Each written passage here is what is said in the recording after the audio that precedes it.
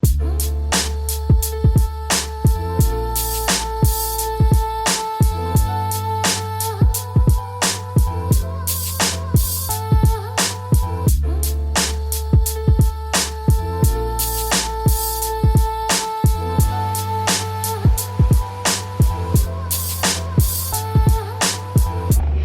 guys, doing things slightly different here today.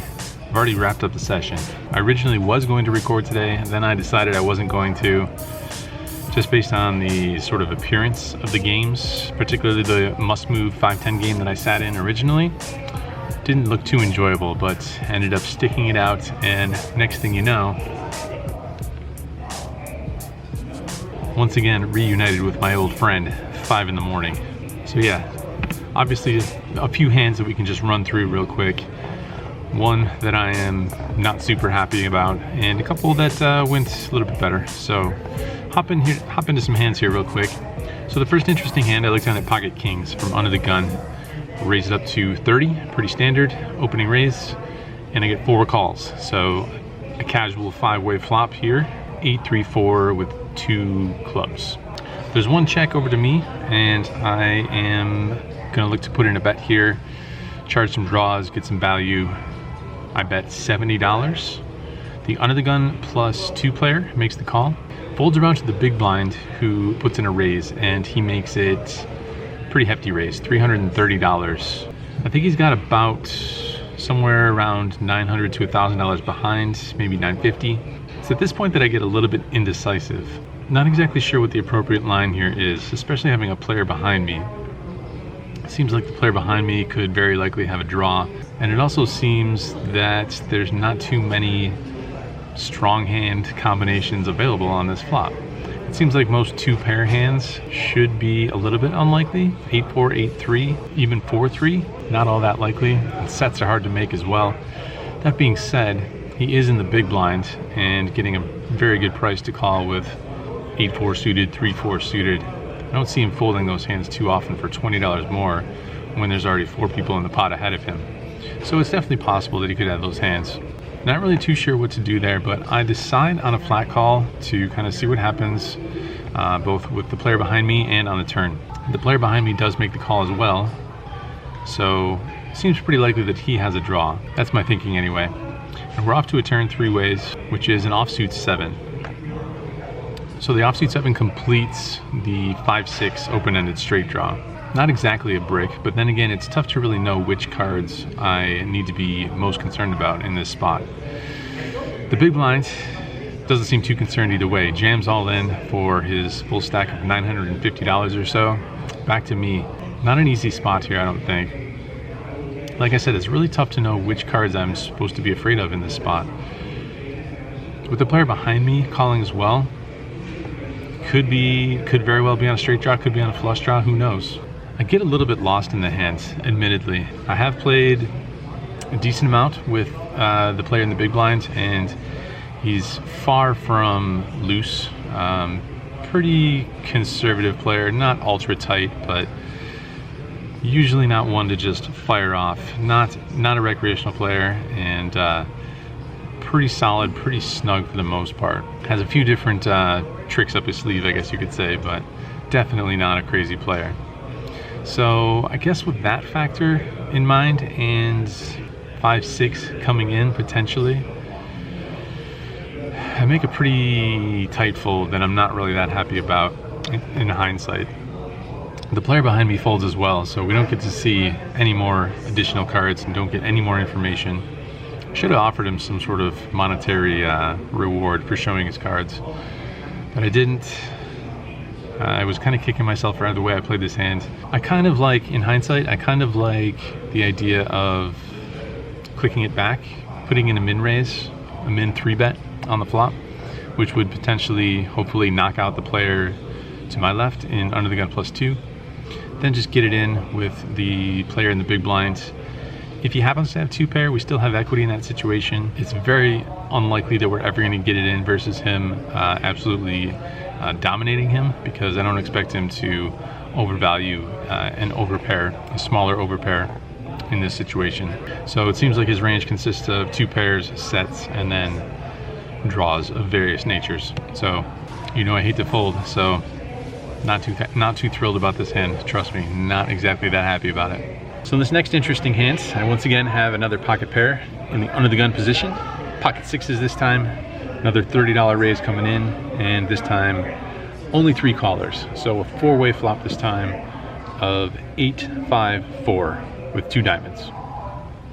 Big blind checks. I decided to check it. A pocket pair less than top pair, plus straight draw. I think the continuing range might be a little bit too strong versus 3 players. So I decided to check it. The player behind me puts in a bet. He makes it $100. Folds back to me, not going anywhere with a pair plus straight draw, so I call. Turn is pretty interesting. Turn is an offsuit 6, so we turn ourselves a set. Check it over to him, and it doesn't slow down. Puts in another bet. This time he bets $240. Don't think I have too many options here. With 4 to a straight, it doesn't make too much sense for me to put in a raise. Obviously never folding. That only leaves one more option, so I make the call. River doesn't change anything. River is an offsuit 3. I check it over to him again, and he's not done betting, not slowing down. Puts in a third bet, another hefty one. This time he bets $600. So I have a little bit of history with this player. I've played with him several times. I know he's more than capable of firing all 3 streets with various holdings, missed draws. It can be pairs turned into bluffs, and it can be strong hands as well. Having a set here, we even beat some of his potential value range. With my raise coming from under the gun and check calling the flop, it looks like I could potentially have an overpair and be check calling for pot control. So beating some of that value range plus lots of bluffs in the history with this player, just not going to go anywhere. I go ahead and make the call. He rolls over 10-9. He's got heart. He's definitely got the heart. He's going to put a lot of people in tough spots, but this time he ran into a set and a guy who doesn't like to fold that often. So we're taking this one down. Okay, one more interesting hand to go over. In this hand, there's 2 limps, and I look down at pocket queens in the small blind. Gonna raise it up, make it $70 to go. Big blind calls, and both limpers call. People are not in a folding mood this morning, so we're going 4 ways to a flop, which comes pretty favorable for us. King, queen, 8, rainbow, middle set. Back to our old ways here, flopping sets, turning sets, sets in general. I think with 3 other players in the hand and top pair available for their calling range, bet definitely makes sense here. So I'm gonna bet $140. The big blind calls, and the other 2 players, they fold. So heads up to a turn card. Turn is an offsuit 9. Not the super ideal card that I had in mind. This time the 10-jack, the most obvious straight draw, that comes in. But I don't think it's reason enough to stop betting. There are some various pair plus straight draw hands available. King 10, King Jack in particular. I want to keep betting, and I can always call a raise if it comes to that. So I'm going to put in another bet. I bet $290, and my opponent makes the call. Off to a river card. River card is a good one for us. Another offsuit 9. So we fill up on the river. Almost certainly have the best hand here. Very close to the nuts. Time for another bet. This time I bet $620. My opponent thinks for a very brief while, not very long at all. Tosses 1 chip in to signify a call. Roll it over and it's good. So a couple good hands here, a couple favorable flops slash turns. Somewhat of a rough start. Things turned around later, but we were into the game for $2,700. Cash out of the game for, let me double check this real quick. $38.80. So yeah, in for $2,700, out for $38.80, $11.80 to the good. All right, so I have a bit of an idea. I have an idea for a different kind of video that I want to make, and I need your guys' help to make this video happen.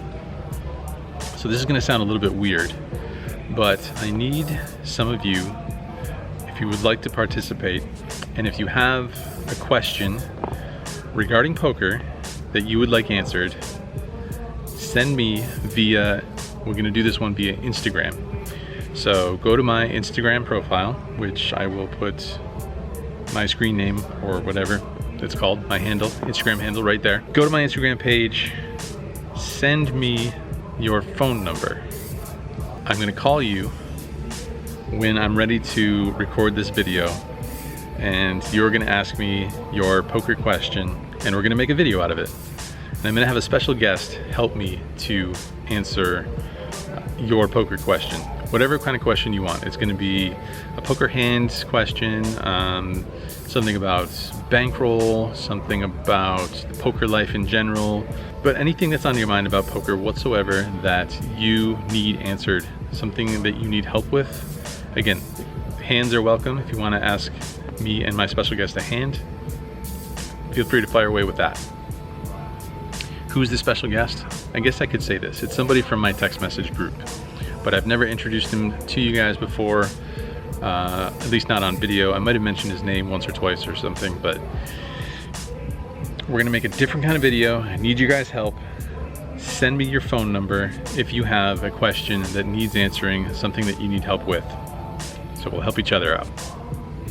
I'm sure this sounds really weird, but you're just gonna have to trust me. I will be calling you and hopefully you will answer when I call you.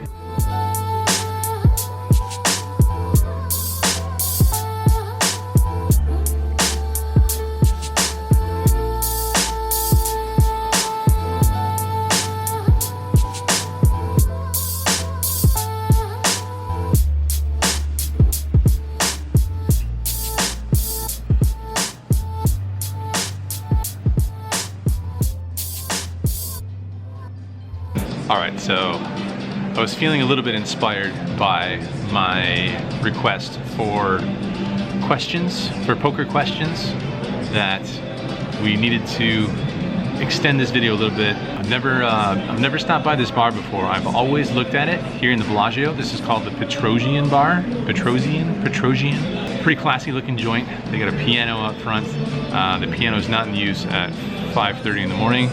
But what is in use is the orange juice. I went with a classic mimosa, considering what time it is. Solid mimosa right there. Well done, Petrosian Bar. All right, so I noticed a question that came in recently while I was sitting at the poker table this morning on the YouTube channel, this very one that you're watching right now. And it's basically a question that I get a lot. Lots of you guys have asked a question just like this one. This one comes from J Reyes 7977. It's a little bit long. That's all question. So I'm not gonna read the whole. The gist of it is, what do you do or how do you deal with those stretches of run bad? And then he goes on to sort of describe the stretches of run bad by saying every single hand you are dealt, you don't hit a pair, you don't hit those 20 outs that you flopped, etc., etc. So I think that it's a two-part answer, at least two parts that I can think of off the top of my head. If he starts vacuuming, we're gonna have to move. But yeah, it's a two-part answer at least. So the first part is that there's all sorts of different tactics that you can try. You can take a couple days off. Now, depending on what your personal situation is, if you're playing poker for a living, you obviously can't take that much time off because you're gonna have to get back to the tables, you're gonna have to start making money every time that you take a day off. That's guaranteed time that you're not making money. If you're not a professional poker player, it's okay to take, you know, a longer stretch of time off. At least a week. If it's really starting to affect your ego per se, or your feelings, your mood, how you feel about poker, how you feel about your hobby of poker, how you feel about life, if it's affecting that deeply, take a little bit more time off. What else can you do? You can move down in stakes. If you're playing 2-5, move down to 1-3. If you're playing 1-3, move down to 1-2. If you're playing 5-10, move down 2-5, 1-3, 1-2. You get the idea. It can really help to play against some generally weaker opponents, get that confidence back on your side, book a win at the smaller stakes, just remind yourself that it is possible to win at poker. One thing that I like to do, I've mentioned a few times, is I zoom way out on my results graph. I look at the longer term picture. Even if I've lost for a couple weeks straight, chances are that I'm very much still a winning player according to the results that I have in my database of results. So I'll look at that long-term graph. It should look like this still, even though there's gonna be all these, you know, jagged hills and valleys and mountains and peaks and troughs, you might be in a trough of sorrow, but the general picture is still gonna look like that. And it really helps remind you that the downswing is just another bump in the road. You will get back on track. You've been through these things before, and they will unfortunately never end. This particular one will end, of course, but you will never stop running into them. So there's all these different tactics. You know, that's what these things are, tactics. They're these things that you can try and implement. Some things will work better than others for some people. Some people don't really want to take time off. They don't need the time off. It doesn't affect the way that they approach each hand. And that's the sort of point that you want to be able to try and get to as a professional or semi-professional poker player. You don't want to have to completely shut down due to an extended losing streak. It's much easier said than done, for sure, but the longer that you do this sort of thing, just like anything, it always gets easier the more you do it. Nobody likes losing. I'm not going to pretend that losing is something that I am just easily able to shrug off. But I have noticed that more and more I'm able to sort of look at the next hand with, I wouldn't say fresh eyes, but with the knowledge in my mind of what I should do with this hand in this position with my stack size and according to the other players' tendencies at the table. And not even so much that last part, because often when you're losing at the table, you tend to think everyone is terrible and they are going to give you their money as long as you come in for a raise and as long as you're in the hand.